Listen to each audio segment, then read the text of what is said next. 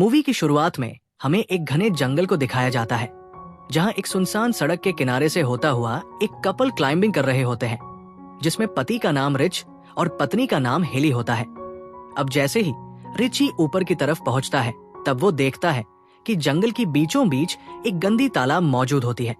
जिसके बाद रिची ऊपर पहुंचने के बाद हेली को ऊपर जल्दी से आने को कहता है। तब हेली जल्दी जल्दी ऊपर चढ़ने की कोशिश करती है कि तभी उसी दौरान उसका पैर फिसल जाता है और वो अपने रस्सियों से लटक जाती है।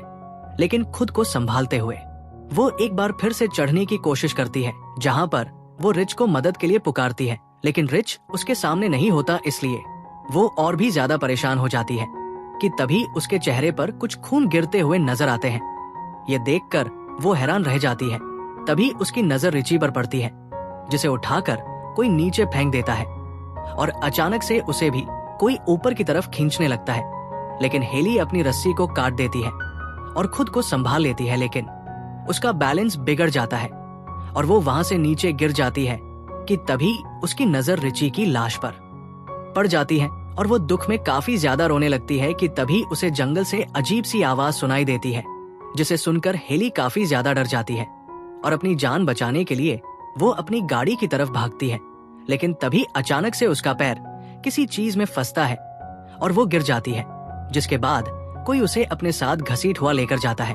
जिसके बाद हम ये न्यूज में देखते हैं जो इस इलाके में बहुत सी गाड़ियां एक के बाद एक करके गायब हो रहे थे। जिसके कुछ दिन ही बाद उसी जंगल से एक कैरिस नाम के आदमी को गुजरता हुआ देखते हैं, जो अपने इंटरव्यू के लिए किसी दूसरी शहर जा रहा था। आगे जाने के बाद उसे एक ट्रैफिक नजर आती है और वो उसी ट्रैफिक जाम में फंस जाता है। अब यहाँ पर उसे बहुत जल्दी थी और उसे काफी लेट होता हुआ महसूस होता है। जिसके बाद वो अपनी गाड़ी से उतर जाता है और अपने आगे वाले गाड़ी के पास जाता है, जहां वो उस ड्राइवर से ट्रैफिक जाम होने की वजह पूछता है। तब ड्राइवर उसे बताता है कि यहाँ से 5 मील दूर एक केमिकल ट्रक पलट गया है, जिससे आगे जाना मुश्किल है और अब कैरिस को कई घंटे वहीं पर वेट करना पड़ेगा।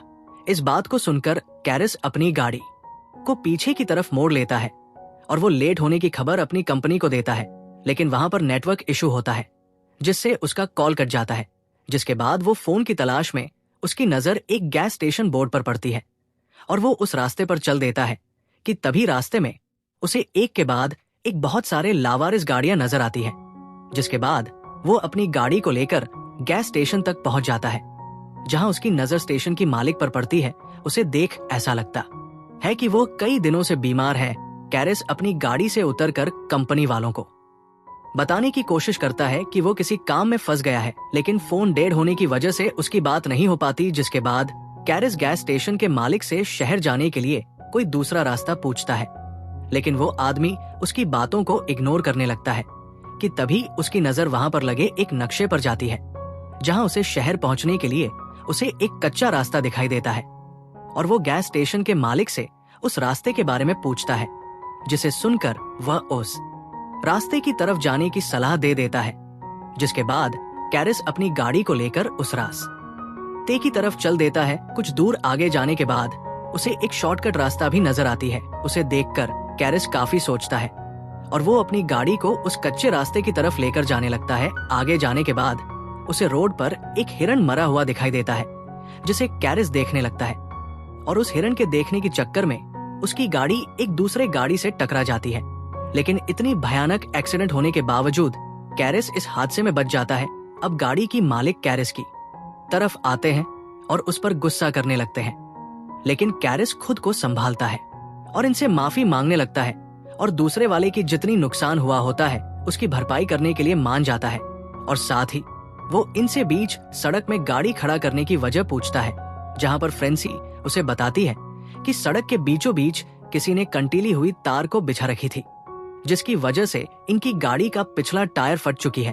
अब इनकी दूसरी दोस्त पिछले स्टेशन पर जाकर कॉल करने को कहती है, लेकिन कैरिस उन्हें वहां पर जाने से मना कर देता है। सभी लोग अकेले जाने का फैसला करते हैं, लेकिन इवान और फ्रेसन उसी गाड़ी के पास रुकने का फैसला करते हैं। आगे रास्ते में उनकी नजर एक मरे हुए नेवले पर जाती है, जिसको देखकर ऐसा लग रहा था कि किसी ने उसे बहुत ही बुरी तरह से मारकर फेंक दिया हो। थोड़ी दूर जाने के बाद इन्हें कुछ गाड़ी के कुछ टायर जलते हुए दिखाई देते हैं, जिसे देखने के बाद कैरिस को खतरा महसूस होने लगता है और वो सभी को आगे बढ़ने को कहता है।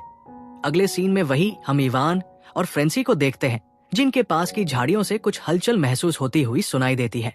जिसके बाद इवान उस चीज को देखने जाता है और फ्रेसन उसे वहां पर ना पाकर एकदम से परेशान हो जाती है और वो भी उसे ढूंढने के लिए उसके पीछे जाती है। आगे रास्ते में जाने के बाद उसकी नजर इवान के इकलौते जूते पर जाती है और आगे जाने के बाद उसे नीचे इवान का कटा हुआ कान दिखाई देता है और ये देखकर रोने लग जाती है कि तभी अचानक से वो अनजान शख्स पीछे से हमला कर दिया और उसे भी मौत के घाट उतार देता है।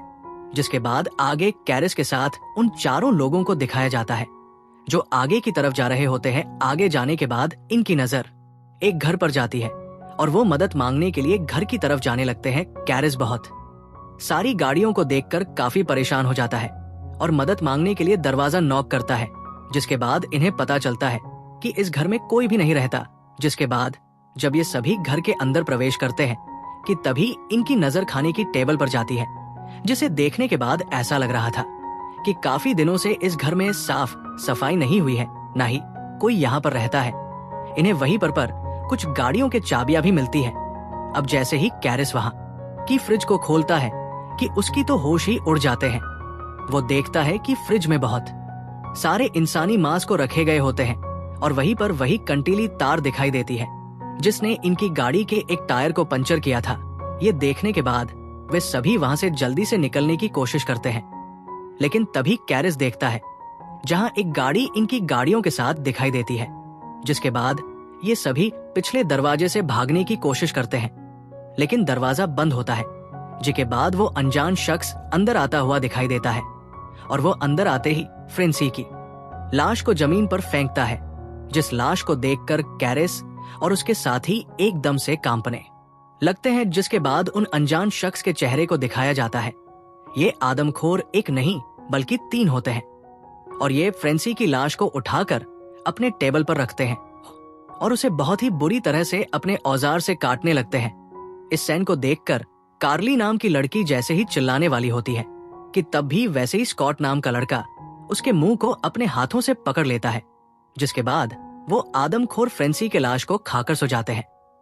अब इस मौके का फायदा उठाकर सभी वहां से भागने की कोशिश करते हैं कि तभी एक आदमखोर की नजर इन पर पड़ जाती है, जिसे देखकर सभी वहां से भागने लगते हैं और वो आदमखोर इन्हें ढूंढने लगते हैं। जिसके बाद कैरिस इनकी गाड़ियां चुराने का प्लान करने लगता है और चिल लाकर उनका ध्यान अपनी तरफ करने लगता है।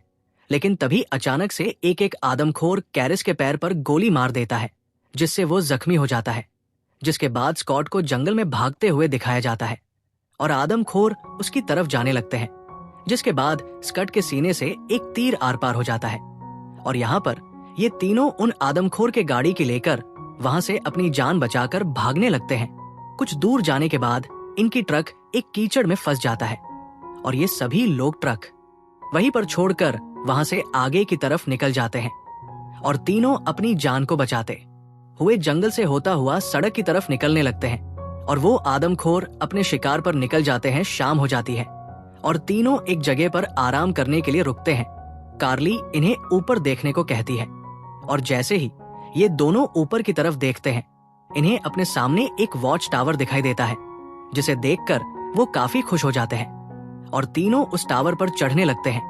ऊपर जाने के बाद ये तीनों देखते हैं वहां पर कोई नहीं है। वहीं पर जैसी को फर्स्ट किट दिखाई देती है और वो उसे कैरिस की मलहम पट्टी करती है। दूसरी तरफ कार्ली को एक पुराना रेडियो मिलता है और वह उस रेडियो से मदद मांगने की कोशिश करती है, लेकिन उधर से कोई जवाब नहीं दे रहा था कि तभी कैरिस नीचे देखता है कि वहां पर भी वो तीनों आदमखोर पहुंच चुके होते हैं और तीनों उस टावर पर चढ़ने लगते हैं और उन्हें ऊपर की तरफ आता हुआ देखकर ये सभी उस गेट को बंद कर देते हैं जहां से वो आदमखोर ऊपर आने वाले होते हैं। और अब कार्ली रेडियो से बात करने लगती है कि तभी आदमखोर उस रेडियो के वायर को खींचकर तोड़ देते हैं और टावर में आग लगा देते हैं। अब ये सभी खुद को जलता देखकर कार्ली वहां की खिड़ की तोड़ डालती है। जिसके बाद ये बाहर निकलकर पेड़ों की टहनियों पर कूद जाते हैं, लेकिन आदमखोर इन्हें देख लेते हैं और इन्हें पकड़ने के लिए उस पेड़ पर चढ़ना शुरू कर देते हैं।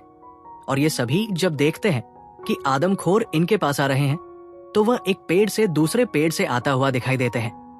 लेकिन तभी एक आदमखोर कार्ली के पास आ जाता है और मौका पाकर अपने कुल्हाड़ी से उसके चेहरे पर वार कर देता है।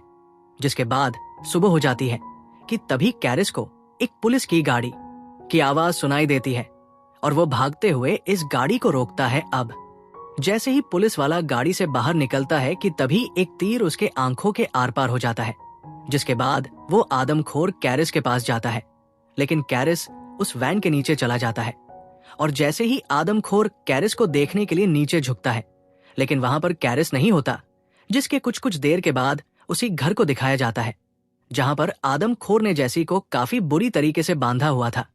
अब जैसे ही आदमखोर जैसी को मारने जाता है कि तभी उसे गाड़ी आती हुई सुनाई देती है, तो वो देखने के लिए जाता है कि तभी कैरिस गाड़ी को उस घर में घुसा देता है और उस आदमखोर को कुचल देता है और गाड़ी से उतर कर लास्ट वाले आदमखोर को एक खंजर से हमला करके उसे काफी बुरी तरह से जख्मी कर देता है। और कैरिस जैसी को बचाने की कोशिश करने लग जाता है कि तभी वो आदमखोर कैरिस पर फिर से हमला कर देता है और उसे मारने लगता है। अब कैरिस को मरता देखकर जैसी एक तीर कमान की मदद से उस आदमखोर को मार डालती है और अब वो दोनों घर से बाहर निकलते हैं। लेकिन उसी बीच कैरिस की नजर पुलिस के गाड़ी पर जाती है, जिस गाड़ी में फ्यूल बॉक्स होती है, और वो उस बॉक्स को निशाना बनाकर उसे उड़ा देता है और वहां पर बहुत तेज धमाका होता है और पूरा घर तबाह हो जाता है। जिसके बाद दोनों गाड़ी लेकर उसी रास्ते से होता हुआ जाने लगते हैं। लेकिन ट्रक उस गाड़ी को आता हुआ देखकर गैस स्टेशन का मालिक अपना दरवाजा बंद कर लेता है। जिसके बाद कैरिस उस ट्रक से उतरकर गैस स्टेशन पर लगे मैप को फाड़कर वहां से निकल जाता है। और इसी के साथ ये मूवी यहीं पर समाप्त हो जाती है। आगे और भी इस मूवी के अगले पार्ट आने वाले हैं, तो इसलिए अगर आप इस चैनल पर नए हैं तो सब्सक्राइब करके बेल नोटिफिकेशन को ऑन कर ले। Thanks for watching.